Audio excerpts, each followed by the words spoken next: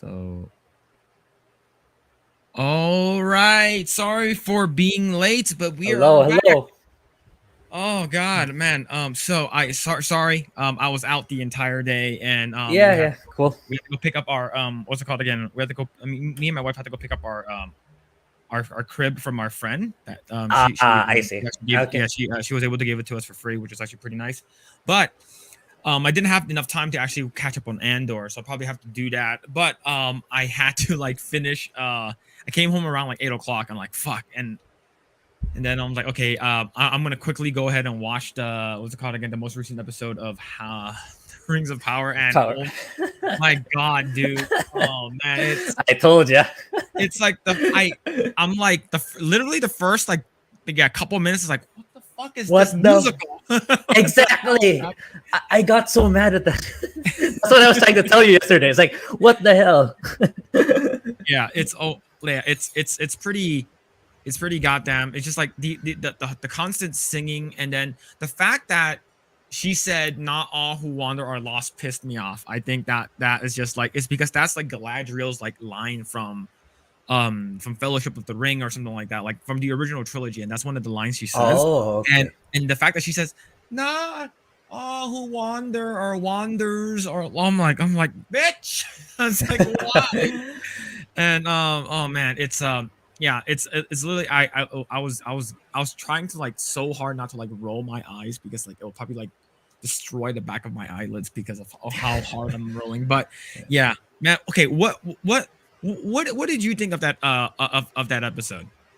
Yeah, it was ridiculous. That's why I said I hated the Harfoots even more because of that sing alongs. It felt like the entire Sesame Street was telling me to sing too. It's really I got so baffled and shocked. It lasted for like what 3 to 4 minutes, I believe, if I'm not mistaken. Yeah, It lasted it was really a long long. time. Yeah, it was. Like they could have spent that time, I don't know, fleshing out the characters, make them even better, right? Yeah, Like I don't know, like they really don't know what they're doing, in my opinion. Based on that scene alone, yeah. really ridiculous. And okay, so right after that, we finally got to see Eminem. He finally makes his appearance. Yeah, there's like three of them, right? There's like three of Yeah, those, like, three of them. yeah, and they're it looks like they're looking for basically Gandalf, right? They're Yeah, looking for, oh, this is where Gandalf landed, and we need to look for yeah, this dude and stuff like that. But like, yeah, they don't talk or anything. Like the craziest thing that I guess Eminem. Oh, like I had no idea, but like I have to like Google that person. Like it's a woman. It's played by a woman. I thought it was played by a very skinny man. yeah. I thought so It's too until you told me. Yeah, I was just like, what? It's yeah, it's oh man, it's like there's no talking from them. You're just like looking all like turn around and look, and then Yeah, I'm gonna stand there, and then man, it's basically a lot of things there's a scene at the end of I'm gonna jump forward, but yeah, yeah. Sure, sure. the thing that Durin says to Elrond. Give me the meat, give it to me raw. Oh god, I was like, what? He just said I had to like literally like rewind just a little bit, and he's like, all right, give me the meat, give it to me raw. I'm just like, oh, it was so bad. Yeah, But yeah, man. But it's there's a couple of things I do want to say. Like I remember I was talking about yesterday saying that like how I guess like that's supposed to be like a key, and I was watching it with my wife, and then she's like, I've seen this before. Goes to the back and just removes some shrubs and some leaves. There it is the entire exactly. time. Right? Like, what? What? So dumb. So Oh like man. you were saying your theory, right? So it's like I was that's like I was dumbstruck. It's like, you mean to tell me that Watchtower is Mount Doom? Yeah. So like it's I don't know. Like from what I heard, they said that there's supposed to be a key that opens up is a key to a mountain, and if that's the case, like what were they there the entire time or something like that? And it's just like Yeah, some of the subtle like dialogues between some of the characters are sort of stupid. Like what's it called again? It's Arondir was talking to Theo, and he was like, you know, you know, aim higher. It took me 200 years to become, this good. And it's like, so you have 200 years, right? My wife was like, what? It took you that long to become a warrior? You suck. True. Yeah, it's just bad. It's just bad writing, man. But overall, I want to hear what you thought like about the episode as a whole. Yeah, pretty much just the same boat as you. The is I don't know. I don't know if the directors want Isildur to look really bad prior to him succumbing to the ring, because from apart from this episode, even the previous one was like Isildur is trying to make things he's trying to make things right, right? So it's like what can I do? What can I do? Elendil being a complete dick about it. No, you had your chance. So what do you want him to do? Literally, what do you want him to do? He wants to go to war, right? So he wants to fight for Numenor. So why are you holding him back? And he has nowhere else to go because he screwed up his sea guard job along with his friends. So what is there for him to do? Then it's made even worse apparently in this episode because he legit had to go behind the scenes just to sneak into the boat, and he had to lie for his friend. What is the guy's name again? The guy who tried to burn the ships for some weird reason. Oh yeah, it's like I don't even know his name, but like I think it's because of he's like he's like anti elf, right? He doesn't really like elf, and he's basically saying that like how can you be helping them, and you shouldn't be helping them. We shouldn't be sending any men. So he's trying to like sabotage the thing. Like is he like the son or of that guy? Kemen is. I know he's pretty. I think he is related to the Chancellor. That's why he was trying to tell the Chancellor, you can turn things around. You can convince the people not to go. And then the Chancellor said, no, this is for the greater good of Numenor and stuff like that, which is correct supposedly. Yeah, for some shallow reason, he because he didn't get his way, he tries to burn the ships. Then Isildur covers it up. Then Kemen had to lie to Elendil for Isildur to get in. So Isildur did something wrong to get in. So it's like Isildur's being done so dirty. I don't know. It's like the showrunners like have a strong hatred to Isildur apparently. Yeah, it's like he's basically like, okay, so like in the beginning of the show, like, oh my god, like oh my god, I completely I tried to like I was so mad at that scene I had to like erase it from my memory, but it's like, all right. And like you see what's it called, Sauron Halbrand, he's basically like making his sword, right? His sword looks good, and then what's it called again, oh god, like Galadriel and like Elendil is like looking at his men like training or sparring, and it just looks really bad. So it's like, all right, I will show them how it's done. And then he's like, okay, even though I like the captain of like the the knights and stuff like that or whatever, like literally he's like, all right, cool, let's have you do it. And she was like so much better than them, but it's so it's like not believable. It's not believable that like she was like literally like, you're not ready, and then the only way that you guys are too dumb, so I'm gonna keep it simple. How you kill an orc was like stab, twist, and gut. I'm like, oh my god, this is so it's one of the cringiest lines like ever. It's like, oh, you just stab, twist, and gut them. It's that easy. And the only way that you can fight is not with your arms but with your feet. And then, you gotta stay nimble, but it's so badly choreographed, and it's like literally like 6 of them versus 1. And like, of course, she's so good. She disarms one of them, and she basically starts dual wielding. I'm like, oh, this is trash. I hate this. I hate this so much, and it's so not believable. I don't know. Maybe it's because like the last episode they don't want to show her taking out like the Numenorian guards or something like that. But it's just it's. But yeah, and but to your point, they make Isildur like sort of he's like stupid. Like they make him like he's like not good enough. Like my wife was basically saying is like he's sort of annoying. like it's like, come on, let me be, the, what's it called again, the let me be the, like once he finds out that I guess like his quote unquote like friend for like what 16 15 years was able to like mark Galadriel, I guess, and then he becomes like lieutenant, and he's like, oh come on, please let Yeah. me go, Well, please. yeah, the Yeah, go fact ahead, that he go ahead. became lieutenant is kind of baffling to me. Like, Mhm, yeah, like they framed it like they're all a bunch of rookies who are so inexperienced, so untrained. But mhm. all of a sudden, Galadriel gets a scratch in her garment Yeah. because of the practicing against 6 to 1. He gets promoted to lieutenant. Is that really earned from the at that point? I Oh, I don't know. that's absolutely not for sure. Like, Yeah, it's it's it's like he already asked. Like, he's like, oh, can I be a part of your squad? Can I go with you guys to the west? yeah, And he's like, since I'm your son, you got to let me go. Like, sort of like nepotism. And it's just like, he's like, no, like, you lost, you lost, your fucking, God, forgot what he was doing. He was on a ship, and he got like basically like he basically got fired, all right? And then he was like, oh, but like, please let me go. And he's like, all right, like, you're just not good enough. You're not ready and stuff like that. Just because you're my son, just doesn't believe.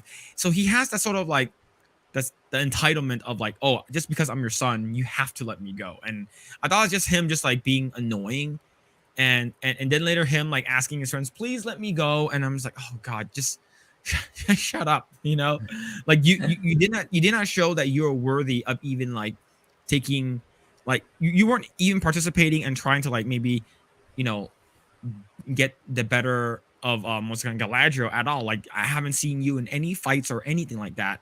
So it's like, why would we bring you on? I don't know, but maybe I'm wrong, but I feel like he's super annoying in this yeah, episode. yeah. Like it's there's no positive traits whatsoever for him. Like yeah, you that's the other way of looking at it too, apart from what I said earlier. Mhm. Like it's unearned. He hasn't done anything to earn his keep. And yet Yep. at the same time, what do they want him to do instead? Nothing. Yeah. Literally nothing. So like Isildur's really getting done dirty here for some reason. And Yeah. I don't know why. Yeah. I don't know. Like, maybe because like in the original, like, for me, I always thought Isildur was like a badass, but like he Yeah. let the ring corrupt him. Yeah, Like, that's it. so like, so the thing is that maybe they need to, what Hollywood always does is they need to dumb down these characters to make sure that we can prop up our newer characters that were never supposed to be warriors to begin with. I don't know. It's if they wanted, like Galadriel to be like a warrior, like, I don't think this is the way to do it. Completely just like shoehorning in.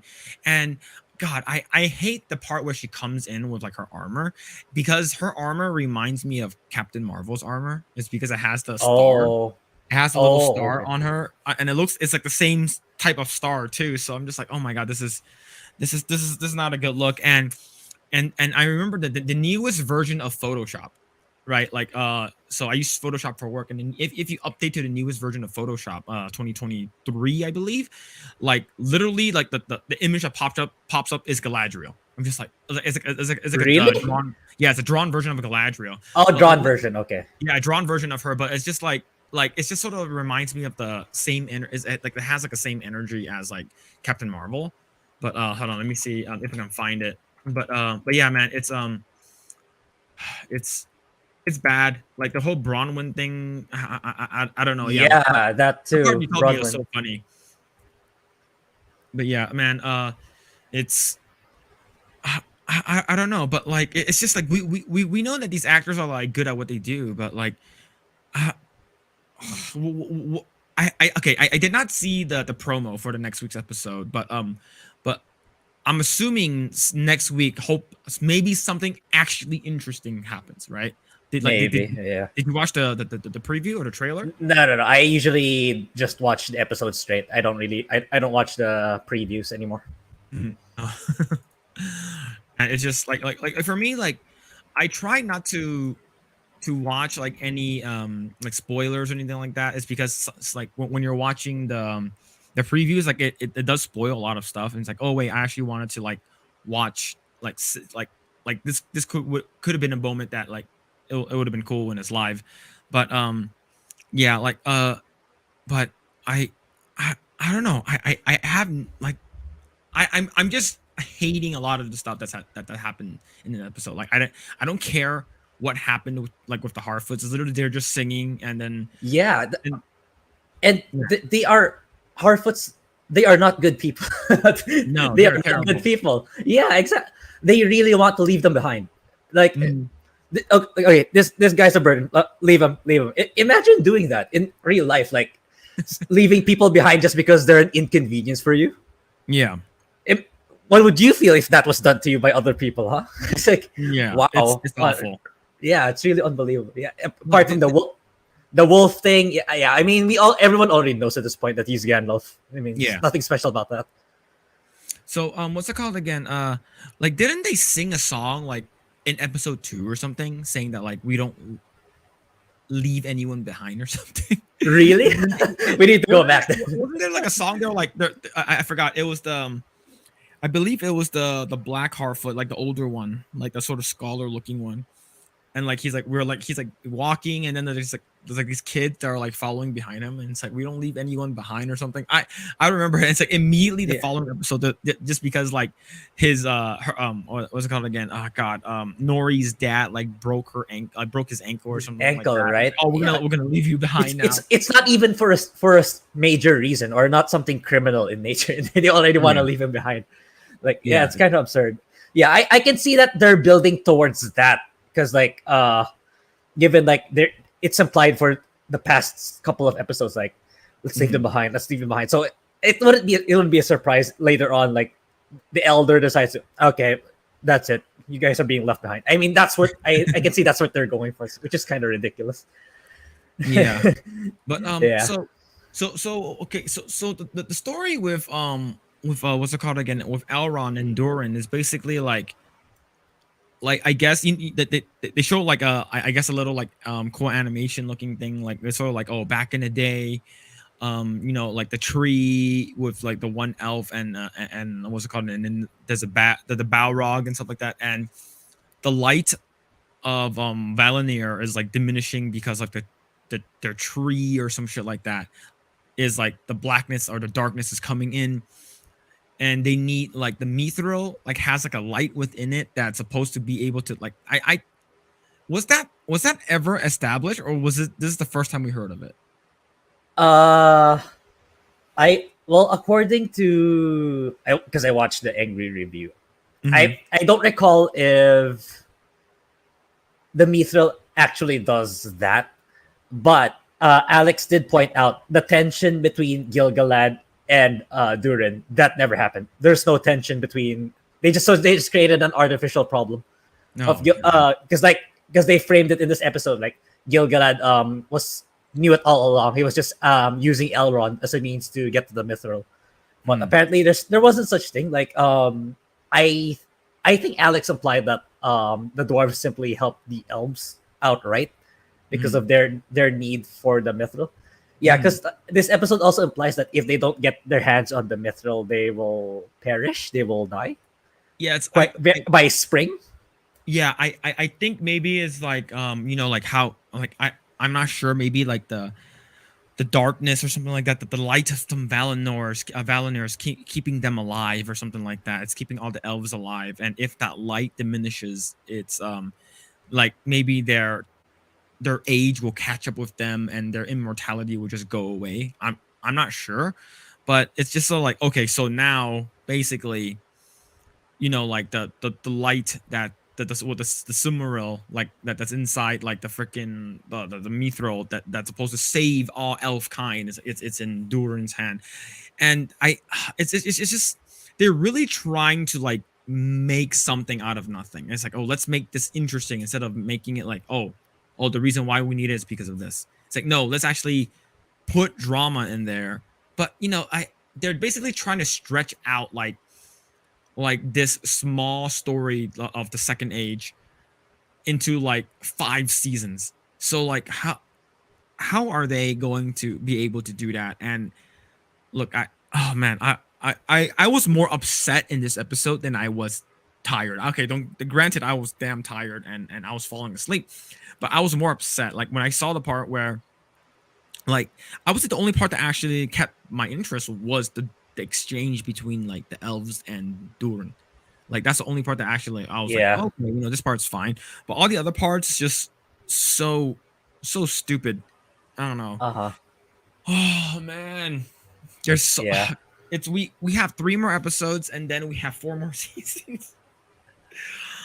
Oh god. Yeah, But they have so much source material, and yet they chose to do this for some reason. They chose to make their own. Like, if mhm. you're gonna make your own, make sure it's better than the source material that Tolkien made. But no, not really. Far Man. from it. Yeah, like Yeah, the whole part with like Gandalf saving like the Harfoot, like the part that I thought was stupid and my wife pointed it out was the part where he's like, after the part he does the sort of the ground slam, he sort of yeah, the injures his pounding of the arm. ground. And then he goes like he's sort of like chanting to himself and like his hand is in like water and it sort Yeah, of becomes crystallized, right? And yeah. then Nori is like, oh, what is that? And she literally just grabs his hand instead of like moving his shoulder, literally just grabs his hand and just like, oh shit. Oh god damn. And it's so it's just like a lot of these the choices that, like, if you see this person's arm is being encased in ice, why the hell would you freaking touch it? Ah, man, it's just like I True. think a lot of these characters are like they're supposed to be really stupid or something, or like they just don't know. It's like they have like no common sense for like danger or anything like that. But but it's crazy. Oh, and I just found out that like I was like, why does Elrond and Adar looks so familiar? I guess they were both from Game of Thrones. Adar plays Uncle Benjen. He plays Benjen Stark. Okay. Yeah, so Yeah, if you, without the beard. so you put like a beard on him. Yeah, he plays Benjen Stark, and what's it called again? And Elrond plays young Ned Stark. Ah, okay, yeah. Yeah. So, Oh. man, it's you have these like good actors in there, and then it's just the material that they're being provided with is just not good.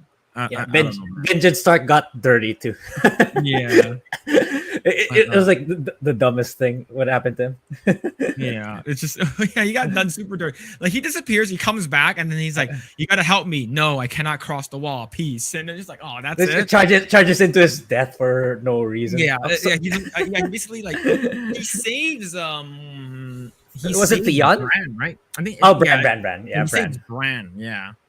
So, oh man, it's I'm still, oh god, like Galadriel is still insufferable. I Yeah. freaking hate her. She's so boring, one dimensional, and like literally when Halbrand asks like what is your purpose, right? What is your purpose? Why are you doing this? What happened? It's like, oh, my brother died, with the the minions of Sauron. And then he's like, but what is your reason for trying so hard? Because it was a mutiny. My people thought that I was as bad as Sauron, and I need to prove them wrong that I'm not. Yeah. That's basically her reasoning, and it's so stupid. Yeah. You know what? That made me remember when she said that. It reminded me of episode 1 when they were in that cavern. The iconic line, "This place is so evil that our torches don't give any warmth." The creative writing right there. It's like, oh god, you made me remember that part. And also, this episode made me realize she's also really manipulative. Very. Yeah, like she gaslights Halbrand like, "I'm the one making you a king. I'm the one giving you an army. So in a way, you're the one using me." It's like, what? He just wants to be left alone, man. Yeah. Yeah, right? It's like, what? You're freaking insane. Yeah, it's yeah, very manipulative. Very, it's like it's like, oh, I'm doing this for the sake of, I'm doing this for you. I'm actually helping you out. And it's just like, I've known people who are like that in real life. It's like they're extremely manipulative, passive aggressive at the same time, and they always play the victim, and just like, oh, it's like, I'm actually, like, I'm the one who's suffering, I'm helping you out. And even though I persuaded the queen to give us 500 men, and so you have to help us, you have a duty to fulfill. It's like, dude, it's like, he's basically like, bitch, leave me alone. It's like, Exactly. oh, but yeah, I feel bad for him. Yeah, I feel bad for Sauron. Yeah, out of everyone, I actually feel bad for Sauron. Oh shit. It's like it's leading to such a way that maybe he never became Sauron if it wasn't for Galadriel. It started to seem that way. Oh man, we like I actually want to do like an animation about it. It's sort of like it's like, what's it called again? He's basically trying to like be an honest man, Yeah, just like, exactly. I just want to make cool shit, like bing bing, and then there's this woman, and then like he goes to therapy, and then he's like, I don't know what I should do, and then the therapist is like, does she really make you upset that much? He's like, yeah, like I can't get away from her. She seems so manipulative. It's like, maybe you need to find something that you can do to make sure that she's no longer like manipulating you. And then he's like, I got it, I should manipulate them. So he makes the ring and gives it to them, and he makes the one ring. For all we know, that's what they're gunning for. Yeah, I don't know. Yeah, so maybe if Galadriel never like entered into Halbrand's life, like like the whole Lord of the Rings story Never happens. Just took one Karen to ruin everything. Oh Yeah. man, but yeah, man. So I didn't get to watch Andor, but without saying too much, how was episode 2? Oh, I watched episode 2 yesterday too. It was so okay. you watched all of them. Yeah, I watched all of them. Episode 2 is like a follow up to episode 1. Oh yeah, obviously, but it's continuing to build up, like the flashbacks, like Bix, Marva interacting with one another. Mm-hmm. So it's still a continuation. Like Cassian's still trying to push the deal. Like he wants to sell that artifact or whatever device he has for so that he could get away from the planet. Okay. But yeah, so episode 2 is, I felt like it's continuation, so it starts out really slow. So I feel okay. It's kind of slow, but I get the feeling they're trying to build it up for something good. Then episode 3, yeah, I loved it. Like, okay, it's worth it. They built everything up for episode 3. Like all the events, like I started to connect the dots. Like, how does the flashback connect to the situation now? They connected everything, and everything tied together. Then episode 3 is pretty intense. I think you'll like episode 3. So okay, yeah, we'll talk about that next week. That's definitely like interesting, is because like it like I'm trying to not like shit on the Rings of Power that much, but it's just so easy. It's such an easy target. It's because like, as much as like I talk crap about like Disney Star Wars and how much I don't like what they're doing, like Mandalorian, it's like a good direction that they went with. And then like, of course, they brought in like Baby Yoda, and then I didn't watch the Book of Boba Fett or anything like that. But it's just like I've lost off faith in like anything that has to do anything that has that Kathleen Kennedy is basically in charge of. And like I'm not a big fan of like just all the the Force is female. Like, dude, like I think the Force should be non-binary. Like if you're gonna say anything, like it should be, the Force is like like freaking androgynous. It should be like, there's no, the Force is nothing. The Force is like, the Force is supposed to be like an ethereal thing, but it's just, I'm glad that it's actually getting good. Like there's actually some like diamonds in the rough. This is actually pretty good. Mandalorian was really good, and it's I'm glad that Andor, you said that episode 3 is pretty good. But the thing is, now you have Rings of Power. You're comparing it. It's just like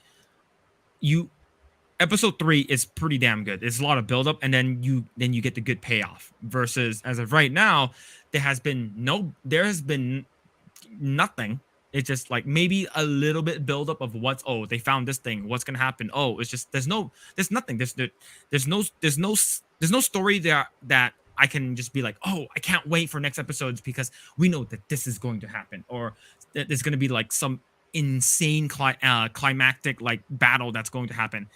And if it takes me 8 episodes to get to that point, like that's 8 hours 8 of hours. that's way too long. And there's already been 5 episodes, and I'm still bored out of my mind. Like the reason why you can completely change everyone's name and like not say like Sauron or anything like that, or like Galadriel, change everyone's name, and this show would probably not do good at all. I think the only reason why people are actually tuning in and watching the Rings of Power is because of the name, right? It's just no one cares about these characters. Like the reason why we like these characters when we're watching is because of what was already established in either in the books or what Peter Jackson did. But yeah, I'm actually excited that the fact that all 3 episodes are out for Andor. I'm probably going to see if I can either watch it today or tomorrow, and then we'll probably catch up on it, and most likely episode 4 as well. So we basically have like a long talk about it. When does Andor release? Every week? I'm not sure. When the next one comes Wednesday. I'm not 100% sure. Okay. Yeah, I think Wednesday. But yeah, man. But that's good to hear. I'm glad you're enjoying it. Like for me, I had no expectation because of Disney Star Wars. Me too. Honestly, me too. It's like The Mandalorian for me is okay. I didn't finish season 2 yet. It's been a long time since I last watched The Mandalorian. But I think Andor is more of my thing than The Mandalorian, to be honest. Because season 3, episode 3 was. Yeah, it's really good. The pieces are starting to fall together. I'm actually liking it a lot. Like definitely way above Rings of Power, in my opinion. That's awesome. I'm definitely looking forward to it. Like I don't want to be, I'm always gonna be going into something with like especially like no expectation to low expectations. But I'm actually very happy when it actually surprises me. I'm like, hey, this is actually pretty good. It's actually a lot better than I thought it was. But yeah, man, I'm definitely looking forward to watching it.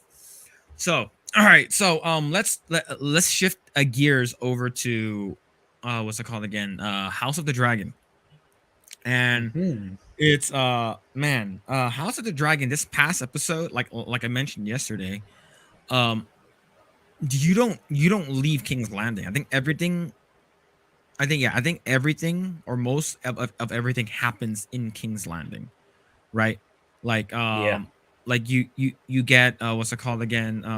I believe you see Otto Hightower, like he's leaving King's Landing, right? So there isn't a big time jump, which is great, but I think there's going to be a huge time jump for tomorrow's episode. Yes, because I also watched the review of Angry Joe, that one. This is the final episode where we see the child Rhaenyra and the child Alicent. So the next episode is already the adult version of them, the adult actresses. Okay. So yeah, this is the final episode with the current actresses. Okay. But yeah, so what did you think about this episode? I actually thought this episode was actually really good. Yeah, I thought it was really well done. Same. Because I think they approached it. They knocked it out of the park because you're gonna set an episode on another wedding. So the trouble with that is, as the showrunners, you're gonna need to differentiate it from the red wedding. Yes, because like you cannot carbon copy what transpires in the red wedding. So I think how they made the twists, the intricacies, they did it. I think they did it the right way. Like it's classic Game of Thrones fashion. Like everyone's starting to, the chess pieces are starting to move. Everyone's playing the games. Like, okay, I'm gonna do this. Okay, I'm gonna do that.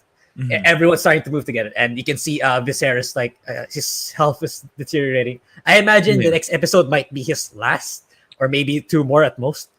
But yeah, everyone's starting to move. Damon, I don't know. I think he might have plans for Rhaenyra. That's why he went there. Then Alicent Mhm. like starting to play as well. It's like, okay, yeah, that's right. Rhaenyra's lying to me this whole time. So I gotta play too, which is yeah, the way she entered the chambers with the green outfit with the green gown, Mhm. like because Laris, the limp guy, the Oh limp yeah, yeah, son of yeah, the Hand of the King was like saying that means she's declaring war. She's so it's like, oh wow. So, I'm sure Alicent knows that. That's why she yeah, intentionally wore the green outfit. yeah, Then yeah, it's I really like that. Like it's the ironic thing. Like you're expecting like Damon to cause a ruckus. You're expecting um who else? Who else is kind of like the wild one? Well, yeah, you. I was thinking like, Damon's gonna cause some commotion again, but apparently, Mhm. ironically, it's Kristen, the Yeah, King's Guard, who causes some commotion and beats up the his name is Joffrey. yeah. His Joffrey, Joffrey, which is yeah, crazy. yeah. He was because he interpreted it as blackmail. Yeah, That yeah, I know. Yeah, you have a you're doing it with Rhaenyra because yeah, yeah, I'm also doing it with Lenor. So let's help each other out. It's like yeah. he took Like, it as blackmail. like, with the what's it called, like, the previous episode, and you can sort of see like how like he was whether or not he was guilted into doing what he was doing or he was just following orders, right? He was not happy with what happened, right? He did not want it to do that. He felt like he basically sullied his role as a Kingsguard, and it's just, like, he definitely takes his position very seriously. Like, he takes it super seriously. Sort of reminds me of that guy from what's it called again? Forgot his name already, but it was Andor, where it's like he's like the guard, and he was like literally like his boss is like, yeah, Cassian killed two of our guys, but we're gonna Oh sweep it under yeah, the rug. And he's like, no, yeah. we can't do that. Like, he's literally like very. He's like, he's really, really like into doing his job, and for Cassian, it's just like, yeah, like in the beginning of the episode, it's just like, look, I gave up, I gave up what, like, everything to become what I am, and I feel like I've completely like sullied the name of being a knight and working for Kingsguard. How about, well, like, if I'm willing to give that up, how about if you give up the throne and we can just go away?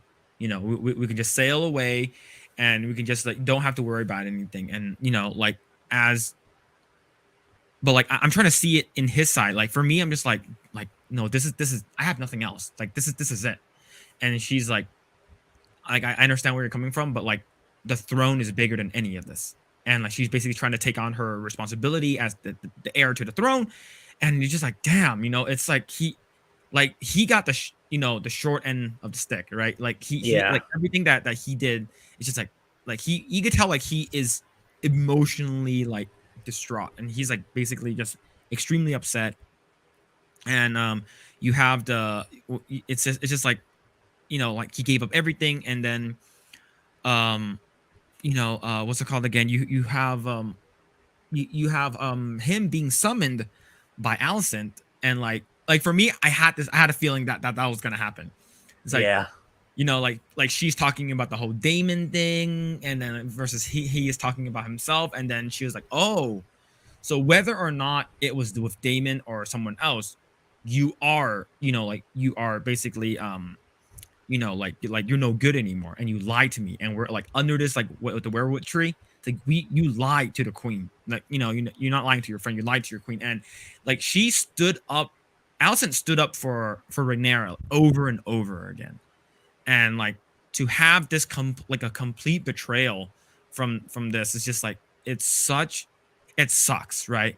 It's like, I promise you, I'm not lying to you. I'm like, I'm your friend. And then that's how she feels. Like, you're my friend first, but like, please tell me the truth and stuff like that. And but of course, that whole the whole exchange between Alicent and what's it called again, Alicent and Kristen Cole. And then like, even at the end, like, he was ready to kill himself for it. Yeah. right? He was ready to kill himself, and it's just like holy shit, like he's committing like what, seppuku or something like that, right? Yeah, He's yeah. literally like I'm done. I have nothing else to live for, and then it's just like holy shit, man. It's this episode was intense, but and then you have and then on the other hand you have freaking Damon literally like scaring the horse, like he's in the veil, right? Literally scaring the horse, and then like freaking the horse, and then the horse slams on her, and you hear like a and like oh shit, I think her Oh, spine is broken. I'm like oh uh-huh. fuck, what's gonna happen? And then he's like he basically he didn't do it purposely to mess her up, but he did it nonetheless. It's sort of like you consider it like third degree, like if you accidentally killed someone, but you killed someone anyways, it's still considered, and you didn't mean to. Is like that's considered third degree murder because third degree is like by accident. You know, I didn't mean to do it, and he didn't. Yeah, he was just like, oh, I'm gonna slap the horse, and then she falls off, and then he commits first degree murder. Yeah. The craft rocks, like you already know she's gonna smash the shit out of her face. But holy crap, man, that like he didn't. I don't. Yeah, that scene was pretty crazy though. Like Yeah. I don't know. Actually, up to now, I'm not sure if, like, I think, okay, her name is, yeah, Rhea. The wife's name is Rhea. I think Damon would have picked up the rock regardless if she taunted him or not. I think that's what I think he still would have done it. I think he still would have, like, it's just a coincidence that Damon was turning back and walking to get it. yeah, Just that Rhea thought was like, oh, you're so weak, you can't finish me off. I think he really had, my take is he really had the intention to grab the rock and do it anyway. It's just that she just provoked him first before he picked up the rock. I mean, that's how I interpret it. Because Damon really does not like her at all. No. He really, really hates her. So I think he would go that far. I mean, just make sure, just finish the job. Yeah, so someone says I think he has the intention. I think so too. Is because with the previous episode, like you can tell there was chemistry between Rhaenyra and Damon, right? You can see the tension between them, and then in this episode, it's just like I'm single now, you know, like I'm like if the reason why he can't like basically marry someone else is because he's basically, you know, according to the king, he's married. So now that she's gone, now I can choose whoever I want to marry. And then during the whole thing with what's it called again, what's it called, it's just the whole incident inside like the reception, and like she's speaking what's it called again, she's speaking to Damon, and she's like The dragon tongue, yeah, like I'm not married yet, you know, you can take me to Casterly Rock and impregnate me right now. And just like holy shit. And you can tell like Viserys, he's like no, right? No, yeah, like holy, like, but man, it's just the whole thing that's happened. And what so refresh me, like what's it called? Viserys earlier in the episodes, like he goes to the like the sea serpent, right? Was it sea serpent or for the sea snake? no. He goes to Colorus. Yeah, okay, Colors. Yeah. Yeah. Rivermark. It's called Rivermark. Colorus is Rivermark. Yeah. Okay. Yeah, and you can tell like he's like coughing. He's like old now. It's like it's just he goes over there, and I'm like, why is he visiting here? And you know, and then you're like, oh, and you find out that like, you know, well, it's time to you know, get our kids married, and yeah. And it's funny is because like you hear Colorus is just like, oh, you know, what will his last name be? You know, yeah. So it's just like, yeah. So it's just like, yeah, he really wants like the title of like king or something like that, or king of region or whatever. And but it's just like, yeah. So he's just like, oh well, you know, at the beginning it would just be what's it called again? Your last name, right? And then and then after that it'll be my last name, and just like, and he's like, oh, fuck, I guess, but yeah, man, yeah, but, yeah. So it's like it's shaky at best, the alliance forged, But Yeah. yeah, you can tell that they wanted it to happen because what do you call this? At first, before the incident in the wedding, it was like Viserys was like saying 7 days of feasting and 7 days of tourneys, then they get married. But right Mm. after Kristen Cole pummels Joffrey Yeah. to death, like, okay, go, just get married. Get married now. Just get married now. Yeah, Yeah, and it's crazy. It's just like if I was okay, if I was Laenor, right? I would be like, no, fuck this. This is off. But the thing is that like I know like he is trying to think about, like this shit happens now, and I need to think about my future. I need to think about the future of my family, my lineage, and it's man, like for me, I felt bad for Joffrey. Like I actually felt bad for him because he's like he didn't know like that it was gonna be like a blackmail kind of thing, right? Like he's just like, hey, we found out like who's the the side piece is Kristen Cole. He goes over there, he's like, hey, so you have her and I have him, so we're gonna keep a secret. And then yeah, he's like, what? How do you know? You're not supposed to know. I'm gonna kill you. And then like like for reals, I thought Damon was gonna pull some shit. But yeah. holy I crap. yeah, it's a good subversion. Honestly, Yeah. everyone thought like, oh, Damon's gonna pull off some crazy shit again. It's like, no, someone else did it. Someone who's not in his proper mental state, which makes sense. Which makes sense because Yeah. like But it's given the naivete and innocence of Kristen Cole, yeah, it makes sense that he wouldn't know how to handle that situation. If like, oh shoot, someone knows. Like, given how pure of heart he is, and given Joffrey's like trying to, yeah, I know, dude, I know. Of course, if that was me, and given my background of like being honorable, my honor's tainted, it's like, oh crap, okay, so more people know now. So yeah, okay, you don't get to blackmail me. Yeah, definitely, it drove him over the edge, which was. But then, yeah. yeah, right when he's about, because like, if you were Chris, it's like, okay, my life's over. I'm the King's Guard, and I just showed me rampaging on a royal wedding.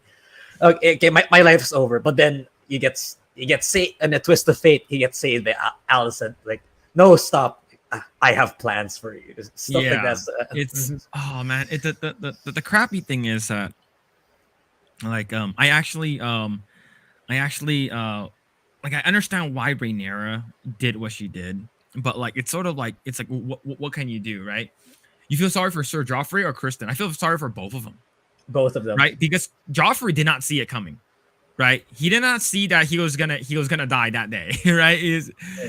And it was for him. It was just like, hey, it's all fun. It's I'm just having a little bit of fun. I'm just sort of like teasing him a little bit, that me and him are in like the secret. We are we are the side pieces. We're the whores, quote unquote whores, right? And I also feel bad for Sir Kristen is because like he had to resort to he had to resort to doing something so crazy, knowing that he's gonna, no matter what, he's probably gonna end up dying, and like he lost he lost a person that like he's in love with, and like in return, like she did not give him anything, and he's like, what? I'm just gonna be your side piece? No. So I feel bad for him. Of course, Joffrey definitely got a short end of the stick. Like he lost his life, but Sir Kristen, like now with Alicent, like they might pull some shit, right? Like, and we're not sure how big of a time jump is gonna be. Like for me, like what the king passes out at the end of the episode, right? He sort of like drops, like he sort of blacks out or something like that because of his sickness. So is this the last time we actually going to see of him, or is he going to be in the next episode like very old? Like we're not sure. We're not sure how far ahead the time jump is going to be, since they're all going to look a lot older. And man, it's we're and we're not being sure like what is going to be happening with like Damon, like what like and with Laenor and with the kingdom, and if Viserys is dead, like within that time is Rhaenyra the queen is or isn't. So I don't know. There's a lot of questions. Like I'm super excited for tomorrow's episode. Like I want to Yeah, see for more. sure. For sure. It's gonna get wild in the next episode. Yeah. But what's it called again? It's like I don't know, like this episode. Like, it seems like the Rings of Power had more things happening that I didn't care about, right? Like some wolf. They actually has like there's actually an action scene, several action scenes in the Rings of Power, versus this one has probably zero action scenes, like actual fighting or anything like that. But yet this one basically held my attention the entire way, and it felt like every episode felt very short. What do you guys predict will happen to Sir Kristen Cole in the next episode? I don't know. What do you think, Grae? I would think Alicent, given she's the queen, so given Viserys is not in good condition, Alicent will stay. He stays as Kingsguard. That's what I would. That's my take. Because she has the power. She's the next. Apart from Rhaenyra, I mean, she's still the queen, right? She still has a say on what will happen to Kristen. So I don't think there's anyone who's gonna refute that. Like it's kind of petty for others to. I can the only one who's gonna be in opposition to Kristen Cole staying in as Kingsguard is probably Laenor, because like he killed his lover, but I don't think Laenor has the backing to be able to do anything substantial to Kristen Cole for now. So what Alicent would probably do is keep Kristen Cole in power, but he's gonna be part of her plans, whatever that will be in the future. That's my take. How I feel about Kristen Cole is like I feel that she might use him against Rhaenyra in some sort of way. I'm not sure. Like if Viserys is no longer like healthy and he, I'm assuming he's going to die. Like he might use him as like her whore. I don't know. Like maybe like he and like I'm not sure, but like I think that I do agree with Grae that he's going to be kept on as Kingsguard for sure. But the thing is like it's probably going to be under her, like he's probably going to be protecting her versus like actually the king. So I don't know, that's all I can see. Like I don't see too far ahead. Yeah, but once that happens, Kristen's gonna be like a forced double agent for Rhaenyra and Alicent, which is gonna be really strange. Yeah, but yeah, he's caught up with all this, and I can imagine it's gonna transition his character so much, like from the good honorable soldier, it's gonna go downhill from there. It's like he's gonna become something far more sinister and wicked, just so he could survive and play the Game of Thrones. Yeah. Like I'm definitely looking forward to it. What's it called again? It's sort of crazy how like how like the whole like incest thing with she's basically like in love with her uncle, and I wonder what's gonna happen with that, right? Like if Daemon is gonna be like a side piece or something like that, or like is he going to like somehow like once Viserys dies, like he sort of, I don't know, usurps the throne, right? And maybe usurps the throne, takes the throne for himself, and like weds like Rhaenyra or something like that. Like I have a feeling he's gonna do something like that. What speaking of Daemon, remember that part where like what's it called again? The person from the Vale was like, "Oh, she is my cousin," right? She's my cousin. Right, you forgot about that. She's my cousin. Yeah. I got the impression Viserys dies this last episode. We're not 100% sure yet. Sure yet. My take is if what Angry Joe says is true, I would think he researched it well, because Rhaenyra, the actresses of Rhaenyra and Alicent, apparently according to Angry Joe, this is the final episode where you see them. So the next episode is gonna be they're more adult. It's the adult actresses. So these two kids actors, probably teen actresses. This is their last episode, this wedding. So in the next episode, it's going to be their adult selves. If that is true, I imagine Viserys already passed on, because that's too much. That's too much of a time skip for Viserys to still be alive, in my opinion. But if that's not true, if it's still these two actresses, then Viserys will probably have his last final moments. That's what I think. Yeah, like I believe so too. Like if what's it called again? He is still alive. It might be like one more episode. Like he might be like super old or something like that.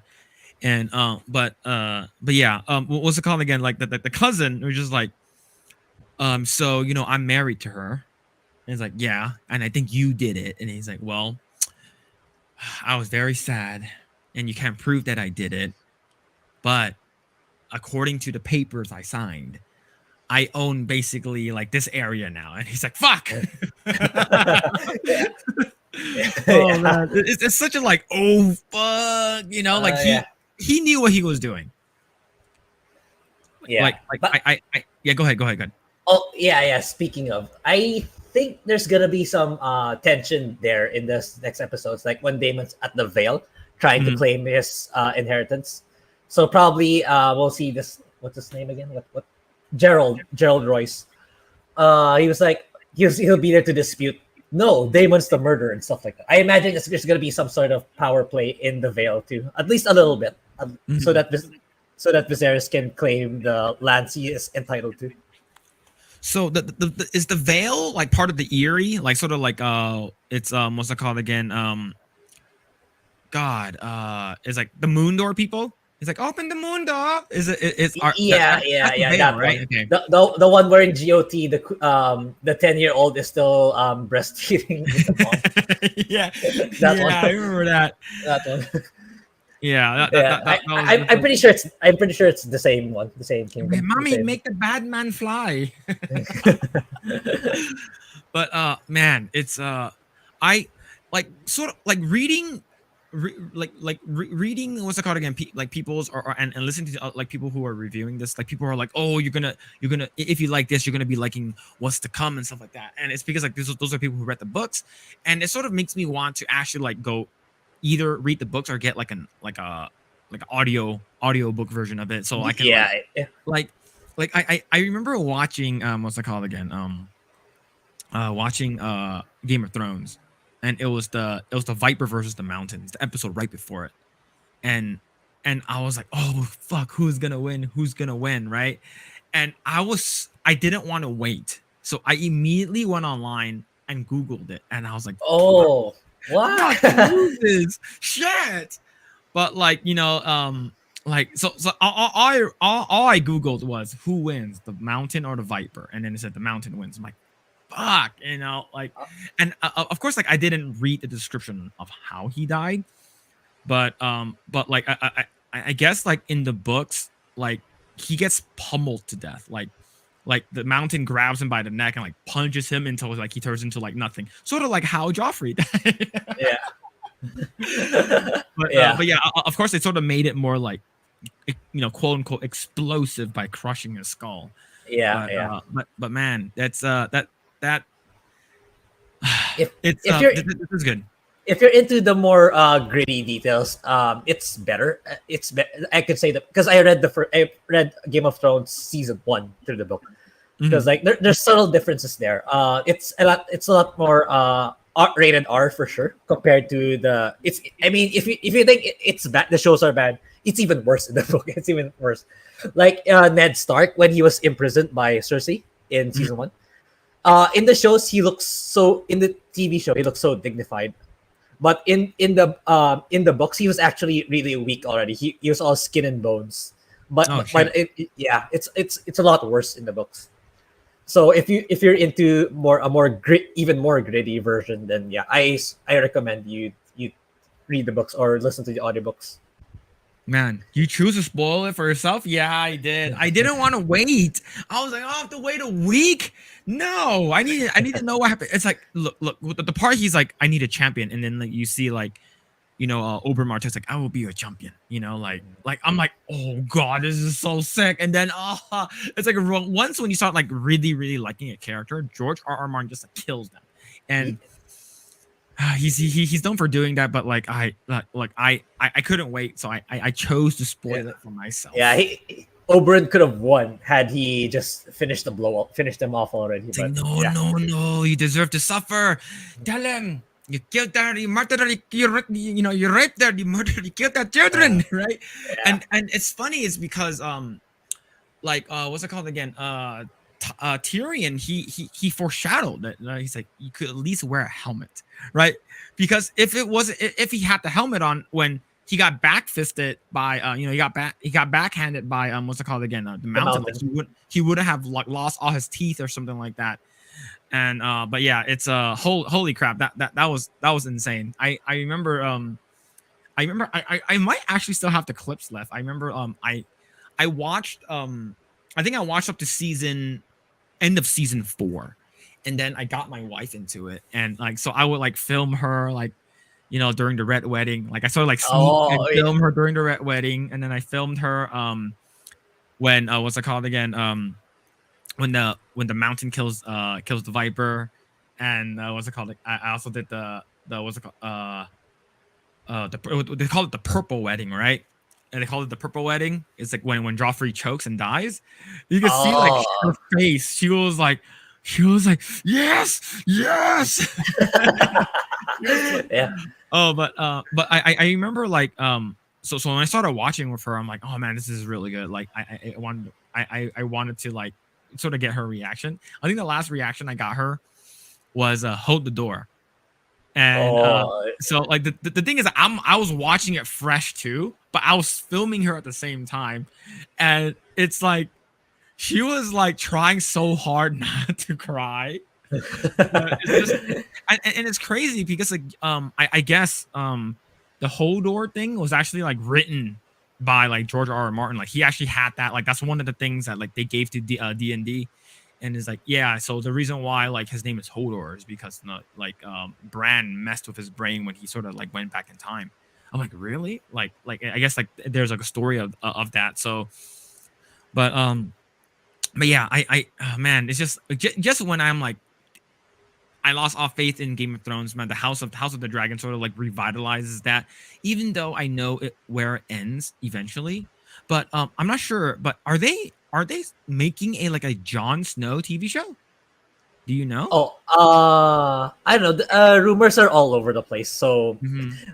probably, I imagine HBO is waiting out to see how this will do. Because like, if this does great and GOT franchise does a rebound, I Mm-hmm. imagine they're gonna do more spin-offs somewhere down the line. Yeah. So Mm. so let me actually check. So this is from this is from this is from a while ago. So this is from the New York Post, and let me actually share screen. Yeah, So I recall before the backlash of season 8, HBO was like, "Oh, we're gonna make 5 spin-offs." But then mhm. I imagine them dumbing that down because of what happened in season 8. It's like, okay, let's wait and see first before we commit to all Yeah. those spin-offs. I imagine that's what happened. Yeah, so this is from this is back in June 17th, and Game of Thrones, a Jon Snow sequel series to upend HBO's original finale. So are they going to like like sort of like retcon it? Like if that's the case, that'd be great. But the thing is that how are they gonna do that, right? Like I I don't know. So Jon Snow just wasn't resurrected enough in the original Game of Thrones. Snow might have been exiled from Westeros, but his watch hasn't ended yet. HBO is developing a Game of Thrones spin-off centered around the fan favorite fantasy hero the Hollywood Reporter has added. So this is from the Hollywood Reporter. Kit Harington, 35, who won Emmys for his portrayal as a stalwart night watchman, the Stark in the original Game of Thrones, is reportedly attached. So yeah, I heard Kit Harington is coming back for it, which is great. I do like him as Jon Snow. The Post has reached out and for comment. The original series, based off of George R. R. Martin's epic book series, concluded with Snow discovering that he was a potential heir to the Iron Throne. After which, brooding badass left Westeros and ventured to the north of the Wall, with Ghost and the Wildlings forged a new path. So I'm wondering what's going to happen, right? Like how are they going to retcon it? Like you can't sort of make it out like what's it called again, Star Wars, the Rise of Skywalker, is because it's like, oh hey, remember when Luke Skywalker threw his lightsaber over his shoulder and he didn't care about it because it doesn't mean anything, and in Rise of Skywalker there's a scene where like he throws to the lightsaber. I mean, Rey throws the lightsaber, and I guess like Force Ghost Luke Skywalker just says, "Hey, don't throw this away. This means a lot." I'm like, so like because J.J. Abrams was trying to retcon all the things that Rian Johnson did in the Last Jedi. So I wonder how they're gonna do this one, right?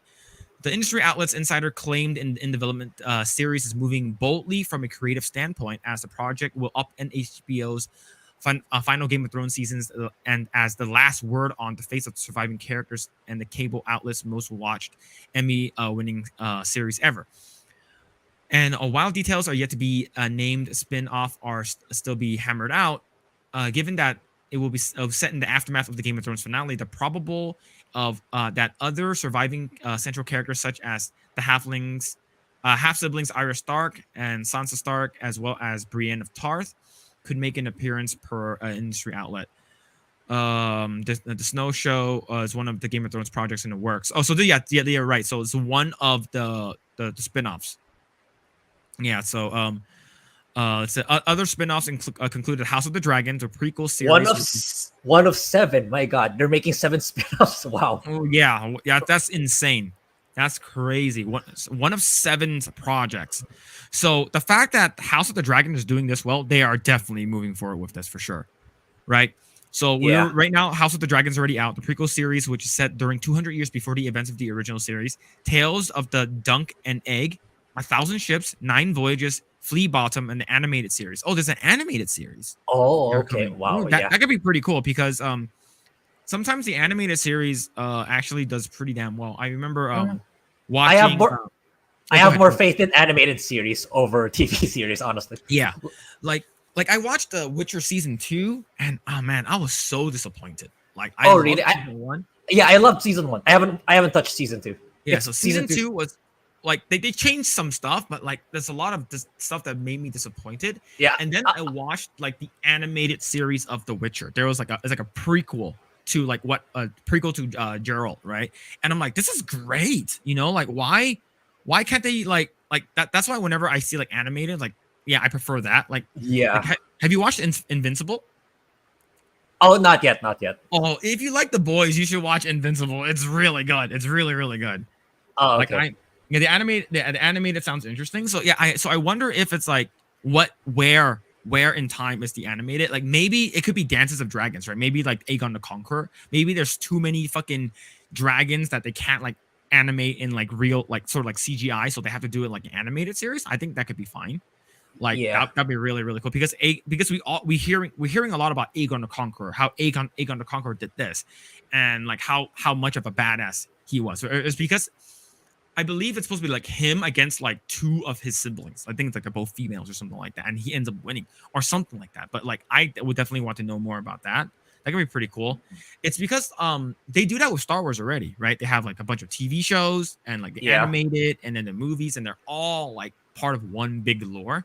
I think that could be possible. But I actually really like the mythos of like what George R.R. Martin did. But that's pretty cool though. Some have compared the fantasy's epic trajectory of the Disney Plus Mandalorian, which has also spawned character-focused spin-offs, the Book of Boba Fett and Obi-Wan Kenobi. I did not watch any of those. But yeah, so that'd be pretty cool. But 7, I'm pretty sure that's actually going to happen because of what's it called again? How good like the reviews that are coming in and how much viewership that HBO is getting for House of the Dragon. So that'd be pretty sick. Yeah, because like we don't know the budget of House of the Dragon, but for sure it's not. I don't think it's 500 million for a season. I don't think so. I don't think so either. But it has more than times 3 the viewership of Rings of Power. So yeah, it's Rings of Power got absolutely destroyed. Oh yeah, for sure. So in the chat says, I think that the lore was animated in the series and the YouTube. So that lore was more like a flip book, like lightly animated, right? It's more like sketches that sort of like move a little bit, and it's sort of like it's like what's it called again? It's a graphic novel where like the like characters are still, but they move them right? And it's sort of like and someone's narrating it. So that's what you get. I believe they did it. Oh man, I would love to see where like Barath, like how badass Robert Baratheon was, because according to like how he was in the book and how we hear him like at the start of Game of Thrones, he was supposed to be like a big badass that has the wielded like a giant hammer, and I want to see his fight with between him and like Rhaegar, right? That'd be like Yeah. how he got the throne of Westeros. Like I believe he talked about that, but if they actually shows that, that would be pretty cool. I would love to watch that. That'd be super cool, and it's really good quality. So I don't know if it's by the same Game of Thrones creators. Yes, I believe they are. Is because they actually have the voice actors. So like Tywin Lannister with the voice like the Lannister lineage stuff. Same thing with Robert Baratheon for the Baratheon lineage. So that'd be pretty cool. Man, 7. Yes, Jon Snow so is one of 7. So House of the Dragon. That's crazy. So we have 6 more that we haven't heard of yet. That's crazy. So Tales of the Duncan Egg. I don't know what that is. Right? 1,000 ships. 10,000 ships, 9 voyages, and Flea Bottom. I heard of Flea Bottom. What the fuck is Flea Bottom again? Yeah. It was mentioned somewhere, but just reference to, so I don't remember either. But that I'm looking forward to that. That could be pretty cool. So, if that's the case, I believe there's another article that came out 5 days ago. So let's go ahead. So I guess it's an update 5 days ago. So let's go ahead and share this really quick.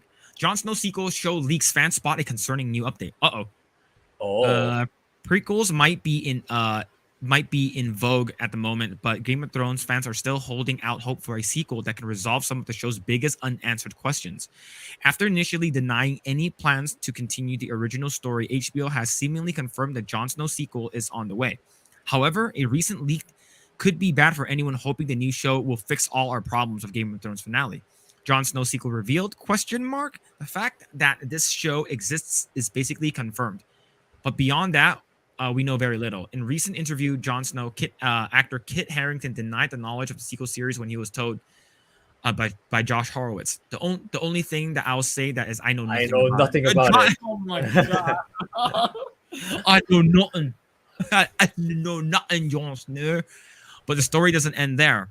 However, as Metro recently reported, someone else involved in the series could be spilling the beans instead. The British publisher points the credits to the page for Daniel West, who served as executive producer for Harrington's HBO's miniseries Gunpowder about Guy Fawkes. But there's an interesting is that West's credit was also included in an untitled limited series in development at HBO. Could this be Jon Snow's sequel? So that's it. This is a nothing. It's definitely possible, though. It could easily be some other project. However, the fact that the West's talents agents has already removed credit from the site suggests it may exactly be what we think. And assuming that that's the case, it means that Jon Snow's is a limited series. So that means it's going to be like 5 episodes only? Probably. If that's the case, that sucks. He knows nothing. Yeah, but it's man, that sucks. If it's a limited series, that means it's only gonna be like 5 episodes. For anyone hoping that HBO was planning on an epic follow-up to the Game of Thrones, this is a bit of a disappointment. There's only so much a Jon Snow sequel can do in just 1 or 2 seasons, and limited series suggests that we're going to be getting a very narrow follow-up focused characters adventures in the North. This is almost definitely not a sprawling story that concludes in the fan favorite characters like Arya, Sansa, or even Bran. To be honest, I don't care about Sansa or Bran. I don't care about them anymore. I think their stories have concluded already in Game of Thrones. Yeah, like it's the shitty thing is I hate how they did Bran. It's like the person that we want to be king is you, and it's like, what makes you think? Why? What makes you think why I came all this way? I'm like, you bitch, you knew this all along. You're basically you knew that you were gonna be king. It's like, what? It's so stupid. Like I hate how they did that. Of course, we're still excited for the prospect of seeing more of Jon Snow, even if it's really is just a miniseries. And the show does, if the show does well enough, then maybe they'll push for a renew for a longer launch in the miniseries of the characters. Emilia Clarke recently suggested that her character Daenerys Targaryen might still be alive if her body was mated to the right witches of Essos. Now there's a story we'd like to see.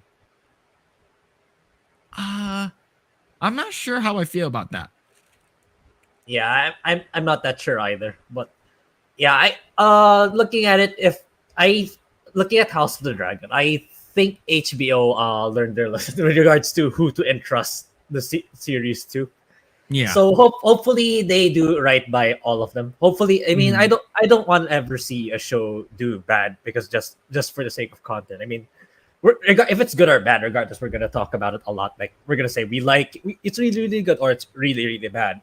Mhm. So it might as well be something really good, because given nowadays we get so much trash woke content. So might as well hope for it to be the best rather than for it to be the worst. Yeah, absolutely. I 100% agree with you, right? It's like we like do you remember how crazy like Game of Thrones was? Like it was bigger than anything. Like back in like 2015, 2016. It was everywhere and it was like, "Oh my god, did you watch the most recent episode? Did you watch the most recent episode?" And I think moving forward, I think Netflix is going to learn from that, right? Is because like whenever you release a show and you release it all at once, people are going to be binging that show probably within the first 3 days or so, maybe 2 to 3 days. Maybe if they're crazy, they do it in a day. And then, so let's say the show releases on Friday, like for instance, the most recent season of Stranger Things, right? That season was probably my favorite season. Um, Probably other than season one. I know a lot of people like season one a lot, but for me, I like that one. But the thing is that you have people talk about it for about, it comes out on Friday. You watch it on Saturday and Sunday. You talk about it Monday or Tuesday, and no one talks about it anymore. It's because you Yeah, watch the entire thing, and yeah, I think that's why Netflix. I know some. I think some of the newer shows that are coming out, they're actually going by uh episodes now. episode Like, per week. yeah, Yeah, I remember my wife was watching a bunch of like Korean shows, and she's like, wait, what? That's it? And it's like, oh, the next episode's coming out next week. Like, even though they filmed everything already, like the episode's coming out next week. So I think that's what Netflix is doing. I think it's a smart move, is because like Game of Thrones has the prime time slot, right? It's I believe it's 6 p.m. Eastern Standard Time, right, on HBO, and then it's 9 o'clock prime time in Pacific. So everyone was talking about it. It's like if you weren't watching Game of Thrones, like you were completely out of the know. And I think Netflix is like, we should do that for season. I believe they mentioned they're gonna do it for the last season of Stranger Things. They're gonna make it yeah, episodic. Same thing yeah. with Squid Games, right? But Squid Games was sort of like an anomaly where for me, I didn't watch Squid Games. Did you watch I Squid didn't Games? either. I didn't either. So I guess it was everywhere. It was like the biggest thing for like the 2 months that it came out, right? But the thing is Yeah, that imagine if it came out episodically and for like 10 episodes, that means you'll be talking about it like 2.5 months to 3 months in. You'll still be talking about it yeah, versus like a show that only came out like all episodes and you'll talk about it for like at most a week. yeah. A more recent example of that is, I believe, Cyberpunk Edge Runners. Oh, is I is that a weekly thing? No, no, no. It's they threw the entire season, 10 episodes in one go. So I Oh, I okay. binged it. Admittedly, it's really really good. I loved it. But yeah, as you said, because had they released it episodically, uh, per week, I think it would still be talked about up to now. But because the moment it released entire season, I've seen in my Twitter, in my feeds, like, so Edge Runner's really good. And I'm not a Cyberpunk fan. It's like Mhm. I played the game because of the anime. I think the game Mhm. is, based on what I played so far, it's pretty average. But Mhm. I really love the anime. It's something worth watching. If you're each episode is like 20 minutes, and it's only 10 episodes, Man, and it's a standalone story. Like there's a beginning and there's an ending. Unless there's potential for a season two, but it's a standalone season one by itself. You can The story's complete by itself. like for like man, it's I definitely agree with you too. It's just like it's really really good, but like is it trending on Twitter? Is it trending? Like what once after you binge it, like you're done. So I hope they do that like for a lot of the like the big shows that are coming out. Like I heard they're doing season 2 of Squid Games, which is going to be huge, right? Like first season, the first season did phenomenal. Um, I'm not sure if they're going to do that with The Witcher. I believe Witcher is coming out think next month or something. I'm not 100% Season sure. three. Yeah, Season three. I think season 3 is coming out soon. Oh, okay. At least that's what I think. But but for me, it's man, it's I do want to watch the animated stuff has been really good. I binged, me and my wife, we binged Tekken. I think we thought Tekken was okay. Like it was pretty good. But we wanted more. But I think it was only like 6 episodes. So like we definitely want more. And another show. Speaking of animation, like the show that we still haven't finished watching, that's been pretty good so far, was Arcane. Like we haven't finished watching Arcane yeah. yet. Arcane is really good. Yeah, yeah. Thank you. Thanks for even the soundtrack. I remember downloading the soundtrack on Spotify because it's so good. Yeah, Like, it's and I'm not a League of Legends fan. That's the thing. I have never touched League of Legends, and yet I really like that.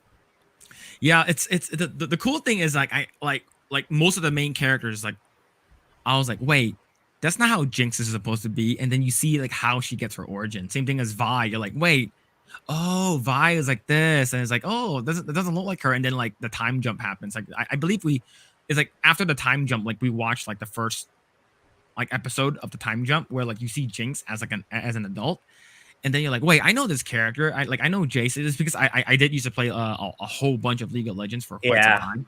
Like I stopped back in 2014. But like I'm like, I know this character, like I know all of these characters, and then of course there's a couple of new characters. Like, oh, I know these were the new characters that came out when I stopped playing. But yeah, like if there's something really really good, like something that's like extremely solid like that came out, like holy crap, like episodically people will be talking about it. It's like right before like Game of Thrones hit its like peak like of like popularity. What was the show prior to that was like we were waiting 2 years for the last season to come out? Breaking Bad. Right, it's like we were wait, like literally like you see you see Hank on the toilet. It's like, oh crap, it's Walter White, and then boom, stops there. 2 years later, it's like we're not working on this until next year. We're gonna take a break, and you're little people you're just talking about it. Oh my god, oh my god, have you caught up? Are you excited for the new season that's gonna be coming out in 2 years? Like it's literally the hype of everything, and the fact that the fact that you said that Better Call Saul like finished on a high note, like I do want to watch that, like 100%. Is because like I said, I watched like maybe the first couple episodes. Like I'm like, I don't like his brother. Like, yeah, for sure. a lot of which is great. A lot of things happened with Chuck, for sure. Yeah, but yeah, I just think that going episodically, it's nice. And plus, like if you binge it, sometimes like you miss out on some details, right? If you're not talking about it, you miss out on some details. Like it's what's it called again? Like binging Cobra Kai, and it's like, oh, it's good, but like no one's talking about it anymore. Everyone's just talking about how bad She-Hulk is, how boring Rings of Power is, and how great House of the Dragon is. And I love the fact that House of the Dragon is doing great. It's because ultimately we just want fun, good, entertaining shows. Like we don't want to shit on the shows, but it's just the fact that you guys are not caring, like you said in the last stream, like you're not respecting the fans and the original lore, and it's you're literally just taking a crap on all the stuff that we love, and it's just now we're just talking shit about it. But I don't even, like, it gets me very very upset just seeing Galadriel doing all the stuff that she's not supposed to be doing, and I'm just like, they absolutely do not care about the fans. Yeah, true. Which is why I think, because I remember back then when I was still watching the Quartering, he made the comparison between Marvel comics and manga in recent memory in terms of sales. Like you mentioned yesterday, like comic sales are on decline. They're not as good as what they once were because of all the woke propaganda. But then manga stayed true. They like the anime women, or what all the other appeal to an anime being an anime. And yet manga sales are doing real well, as far as I know. They're doing really well. So it's just really a matter of sticking true to entertaining people rather than trying to push a political statement or political identity. Because Mhm. I mean, yeah, the reason why we consume these entertainment media is because we want an escape from all these reality, because we have more than enough of that. Like the moment we stop reading books, the moment we stop playing video games, we go back to reality. We see Mhm. we have to do our duties and responsibilities. We read the news, what's going on, what crap is going on in the world again. So I mean, there's many other platforms for people to consume that if they really want more of it. Like so, just leave entertainment be, and let it be entertainment. And Mhm. apparently, a lot of people nowadays don't get the memo, even up to now. So you're Yeah. gonna have to learn the hard way, sadly, Yeah. Yeah. through monetary losses. Yeah. I agree with you 100%. It's I remember do you watch like or read My Hero? My Hero Academia, Yeah, correct. or uh, I've been hearing that it's really really good, but I haven't jumped into it yet. Okay. So I guess there was a character there was a character in My Hero Academia, and I guess in the comics they don't look like how they do in the anime, but I don't think it's a what's it called again? It's a bad thing. It's because it's because sometimes the manga does not look exactly one to one to the anime, and of course, like it's sometimes the anime will take creative liberty to make it look a little bit more appealing or something like that. But so in chat says because manga have good original stories, and when it made an anime, rarely they piss fans off. Yeah, it's because the only time they actually the only thing that they actually piss fans off is by adding too many fillers. That's it, right? They don't actually like take away from what's it called again? Like they don't change like let's say when Goku kills Frieza, he basically like Frieza cuts off of his own body, and then Goku basically is like he basically shoots him and kills him. Like imagine if they changed that for the anime. It's because we want to put in something. I don't know, like politics or something like that, or virtue signaling, or some kind of crazy thing that has to do with like current day stuff. Like people are gonna go crazy, right? Because that's an escapism, like you said. But yeah, it's the same thing with My Hero Academia. There was a controversy a couple years ago about what's it called again? There was a character, forgot her name already. The, let's see. I guess in the manga they made like they drew her a specific way. I forgot her name already, but let's see. Here I'll show these three characters right now. Um, okay, so this character right here, right? So you have these are your characters. So you have Mirio, I forgot the Sun Eater, and you have her. So these are like the big three characters. And I guess in the manga, they like she's relatively slim. Like she sort of looks like yeah, she's relatively slim. And this is the anime. And I guess the anime they made her a little bit more busty. And a Okay. lot of people started getting extremely upset. They're like, "What are you Okay. doing?" But the thing is that I don't have a problem with that, right? Yeah. Like Yes, it it's would be. this is approved. I'm pretty sure this got approved through multiple chains of multiple, and the fact that you it's like, oh, in the anime she's actually like very skinny, and she doesn't have like big boobs or anything, but in the like but in the manga it's like she doesn't look like herself. But the thing is that I'm pretty sure they took it like they took the creative liberty to change some stuff.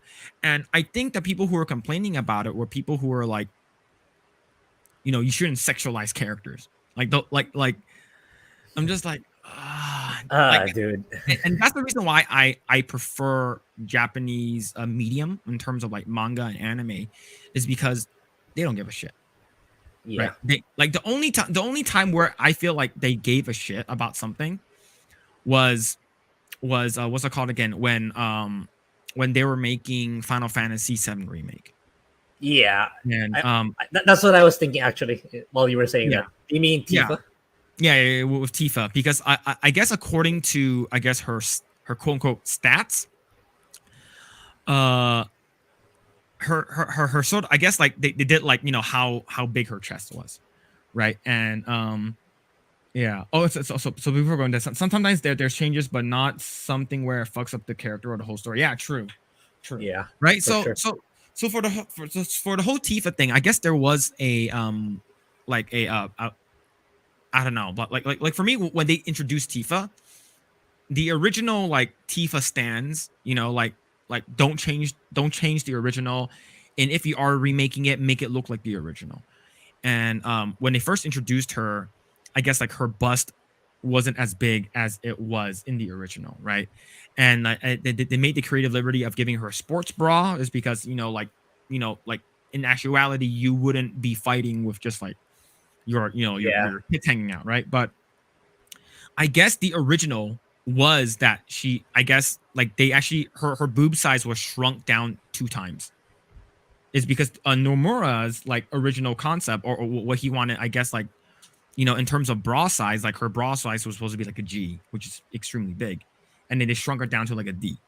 And I guess they put it in an ethics department in Square, and I think it's like, hey, we shouldn't do this. We shouldn't do this, is because you're over sexualizing this character. So is it ethical to have her chest this big? And I think that's the only one time where I actually heard that a Japanese company did this. But I think it's because Final Fantasy 7 is way and Final Fantasy in general is way too mainstream for people Yeah. not to like especially with Yeah. like My Hero got pretty damn mainstream. I'll say probably the most mainstream anime right now is Demon Slayer. Like like if you go to any convention, like Demon Slayer is like everyone is cosplay as like someone from Demon Slayer. And like for me, like but does changing her boob size, Tifa's boob size, affect the story and whatsoever? No, it doesn't. So I believe that's why ultimately people are okay with it. Yeah, it's not her original boob size, but whatever. We don't really. I guess you have the purist will definitely care, but a lot of people like me, I'm like, oh, it's whatever. Like it's not a big deal. And sure, they go ahead and nerf her. By all means do it. But I think I think a lot of folks who when they actually change up the story, I think that's when we get upset. It's like what is like Grae? What is like one thing that you really like love? Like it's like, oh, if they change, like you love something maybe from your childhood, and then like what's one thing that's like it's sacred to you, and like you're like, do not change anything if we were gonna Uh, remake it or something.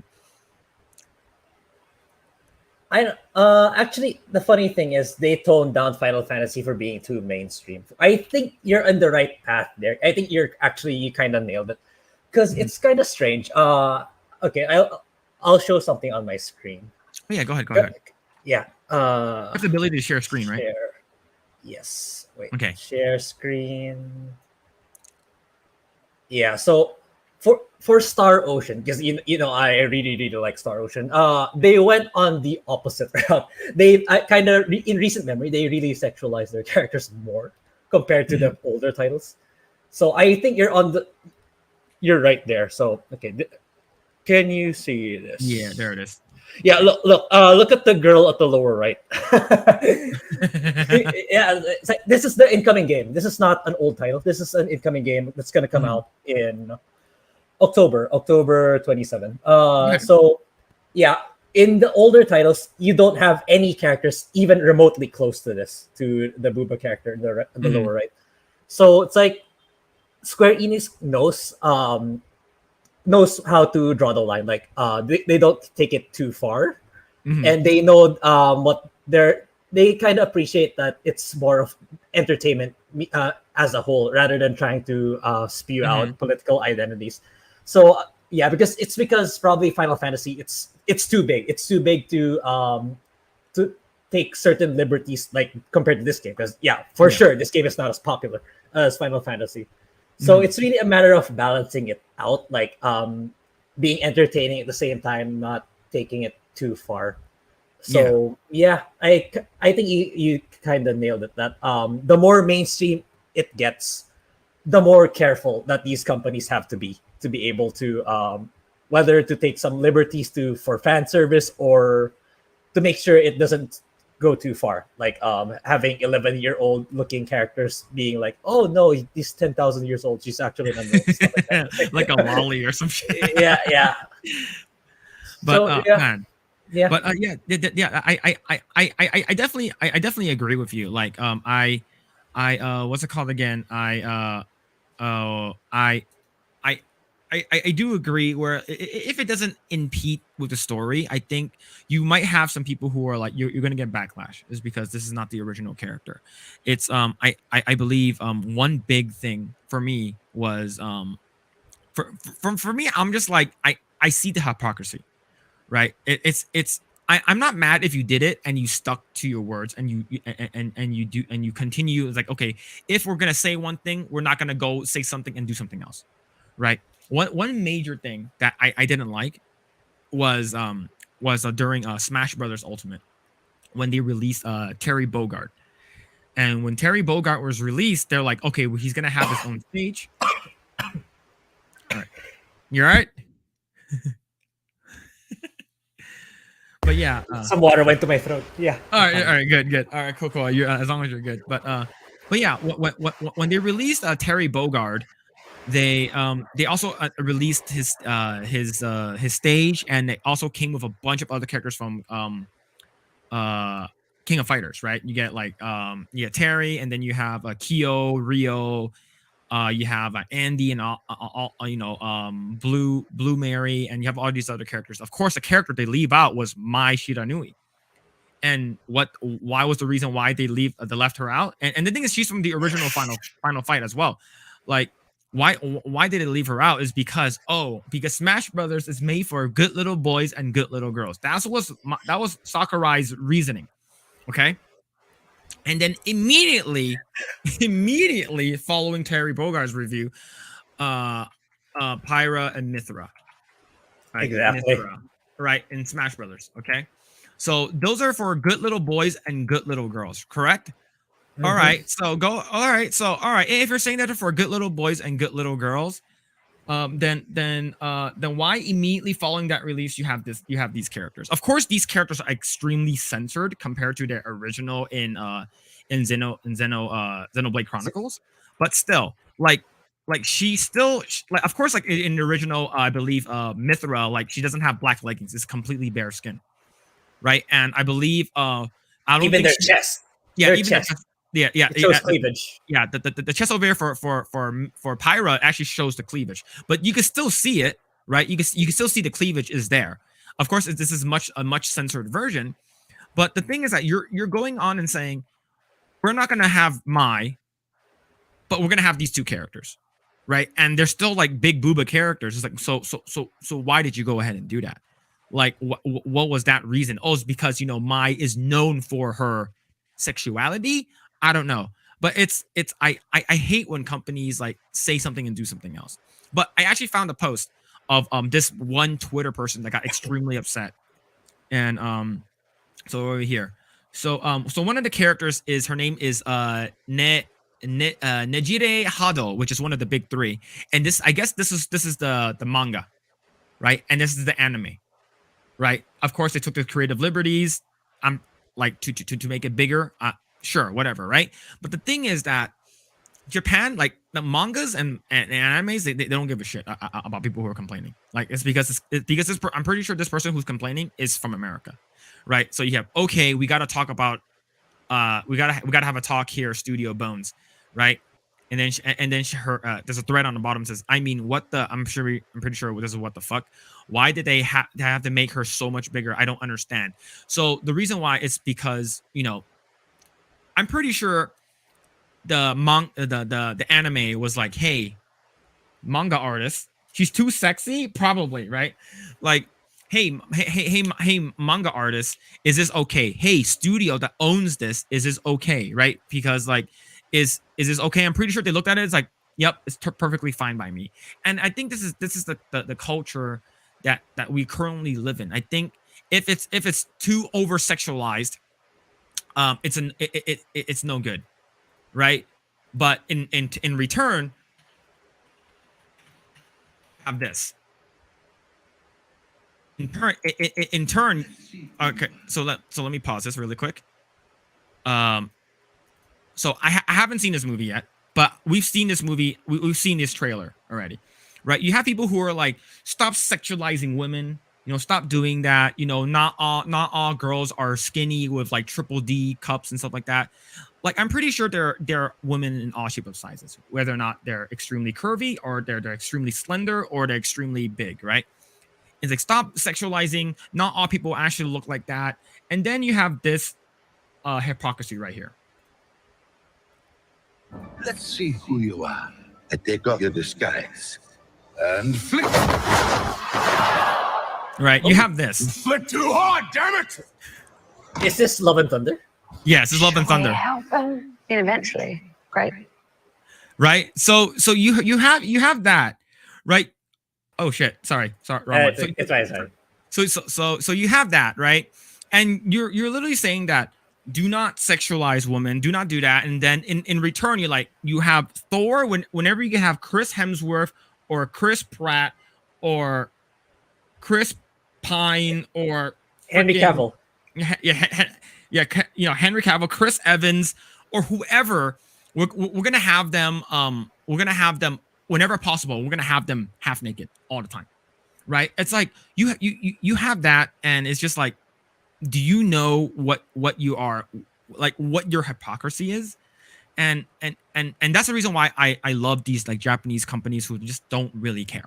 You're just like, we don't care, like it's like, oh, like you're over sexualizing this character. And then like even with Blizzard, I believe like Hearthstone, like Jaina Proudmoore, the original card, like you can actually like her character card, right? Her portrait, she's like that, and then you see her cleavage. And I guess like with the whole what's it called again, the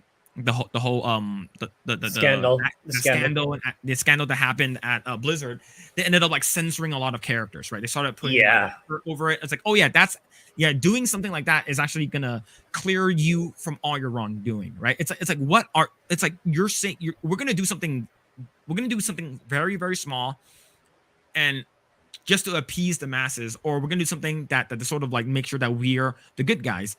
And I think that like sometimes, of course, there's some characters that definitely looks extremely over sexualized, but I think it's just sometimes the product of their time, or it's just the hypocrisy. It's just, if you're gonna say something, stick to your guns.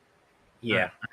It's that, man. But I think the Blizzard situation, that's an entirely different beast, because I can imagine some of the staff being, and some executive being overly cautious because of everything that was unraveled. I was like, every chance they can get, they try to censor it because of all the backlash that they got. So I can imagine like changing the employees' names because these employees were also accused of doing sexual harassment stuff. So because I know that there's some backlash to YouTube. Yeah, that's irrelevant to you're just trying to cover it up. But at the same time, I see it in such a way that there are some people who just want to cover as many things as they just want to cover as many ground as they can to make sure all this is addressed. At the same time, it's looking that way in the public eye, that it's looking like you're just doing these minor petty censorship just so you can escape liability. So it's really this is such a difficult situation right now. So there's two sides to the coin, in my opinion. But isn't censoring or nerfing the body type shaming women who are actually curvy and busty? Exactly. Yeah. Right. You're saying that, hey, we shouldn't make boobs so big, but in fact pretty sure there are women out there who are extremely like busty or extremely curvy, right? And it's I believe it's a states thing. It's like a United States thing. It's like, I think people who are here are the ones who complain the most, or who are the loudest, right? It's because you have I believe there was a teacher that they want fired is because she was too curvy. I was like, she wasn't wearing anything like extremely sexual or like low cut. It's just the fact that she's curvy. She can't do anything about it. She buys pants. Like, let me see. Let me see. Let me see if I can find it. Yeah. So let me find this teacher over here. Okay. So let me actually go to. Okay, I need to put safe search strict. Holy crap. Okay, there it is. There it is. Okay, so I believe she's in Georgia or something like that. But I believe I believe she's in Georgia, and I guess a lot of the the moms were like, can you fire her? It's because she's very very distracting, and I'm like, what are you talking about, right? So this is the teacher. Okay, she's curvy. She's not wearing anything that's like Yeah, she's revealing. not. She's not wearing anything low cut. She's just Yeah. that's just who she is. Are you Yes. saying that are you gonna body shame her is because she looks too good, and you have all of these insecure soccer moms or insecure teachers who are like, hey, my husband is looking at her. Hey, my husband's looking at her. We can't have that. I'm like, look, if you're that insecure with yourself, that's a you problem, okay? She's a good teacher. She's not showing anything. She's not showing anything, any cleavage or any like freaking like she's covered up. It's just the fact that she's she's busty and curvy. Do we have to censor that? No. It's you're trying to censor so much. You're basically censoring your body. You're trying to like censor things so much. You're actually like the chat said, you actually start body shaming people. Yeah. It's and this is not the first teacher that like that they hit. I believe there's another teacher as well, right? Let me actually find this other one, but it's pretty crazy. So yeah, I believe New Jersey, a New Jersey teacher, right?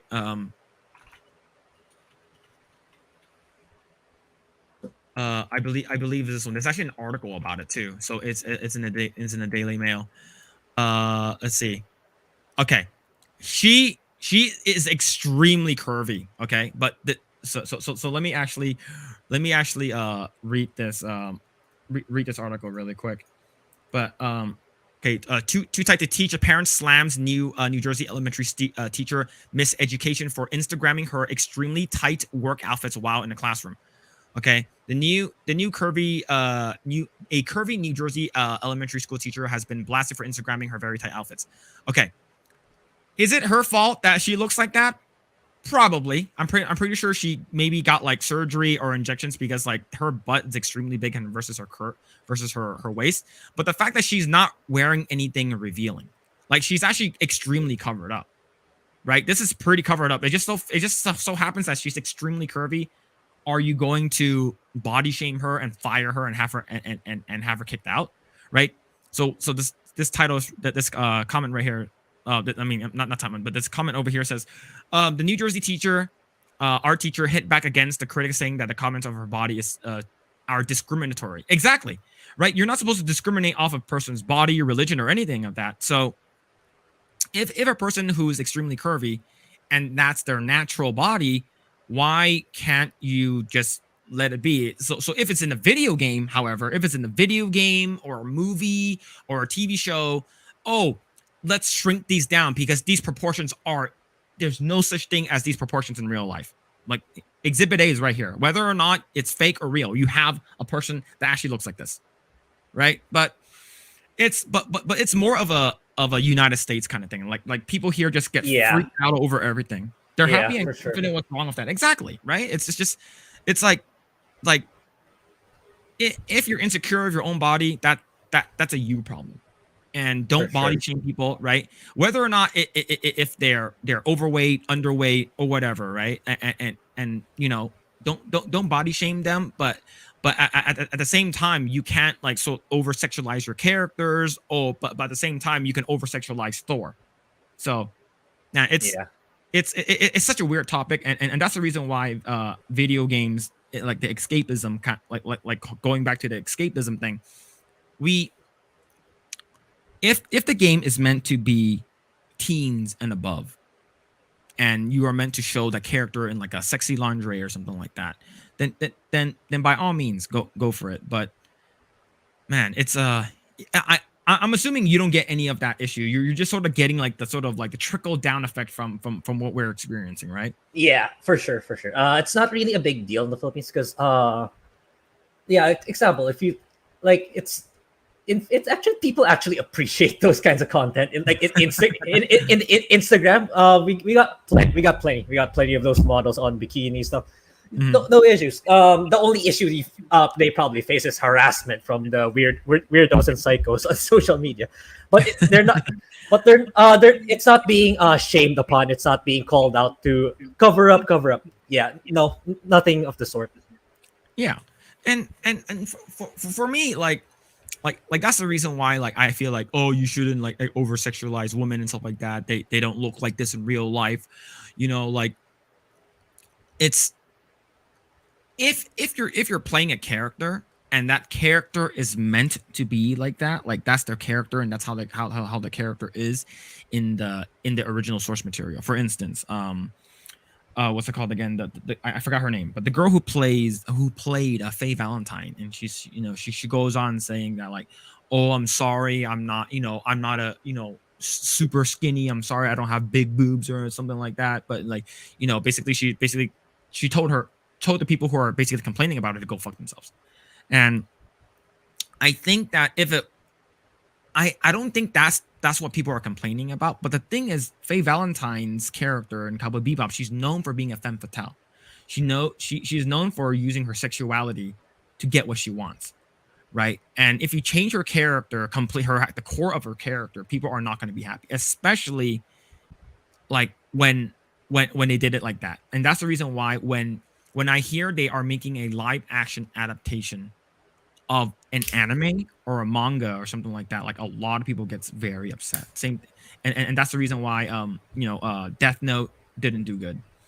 And what's it called again? And now we have a Cowboy Bebop. Like they already probably like put money aside for season 2, and now you don't have a season 2. Yeah, cancel. Yeah, man, it definitely sucks. So I hope moving forward they just make entertaining stuff, and if it so happened that this person is meant to be sexy or whatever, don't change it. If you are going to change it, you have to change it without changing the story, in my opinion, right? But like you can't just completely like change, oh, we're going to make Tifa completely like flat or something like that, right? Yeah. Yeah. But man, with that, like I'm definitely looking forward to tomorrow. What's it called again? House of the Dragon. House of the Dragon, yeah, for sure. Yeah. It's gonna be wild. Yeah, like I'm not sure. The thing is, I've come to like the actors that play Rhaenyra and Alicent. Yeah, same. I hope the adult versions are as charismatic. Live up, live up to the children. All right. I think I think we're gonna call it there. But thank you everyone for sticking around for so long. Thank you so much. Sorry for me starting late. That was my fault. I came home a little late, but if you guys haven't already done so, please like and subscribe, smash the notification bell, and hit all so you'll know whenever we go live. And what's it called again? We'll be putting out segments. So if you guys missed the live stream, I'll be putting out segments throughout the week. I believe there'll be a couple of segments that are going to be going out tomorrow. There's one that came out today, and there'll be segments throughout the week. But before we call it that, anything you want to shout out to, about yourself, Grae, or your socials or anything? I do live streaming on Twitch for now. I haven't been live recently because I'm busy creating the Last of Us Part 2 review for this channel. It's gonna come out on Thursday, September 29th. It's Valkyrie Elysium that's gonna come out, so I'll be live streaming again when the game releases. So you can follow me on twitch.tv/Grayblade. And once I finish Valkyrie Elysium, I'll make a review about it as well. Then I can finally start advertising my YouTube channel. Yeah, that's about it. Cool. And you can find me on most social media platforms such as YouTube and Twitch /Mr. Phillip Chan, MrPhillipChan. And so the next time we'll be going live will be next Saturday. So we're gonna catch up on a bunch of stuff. At least for me, I definitely need to catch up on Andor. I believe it's gonna be a couple maybe 3 episodes I need to catch up on.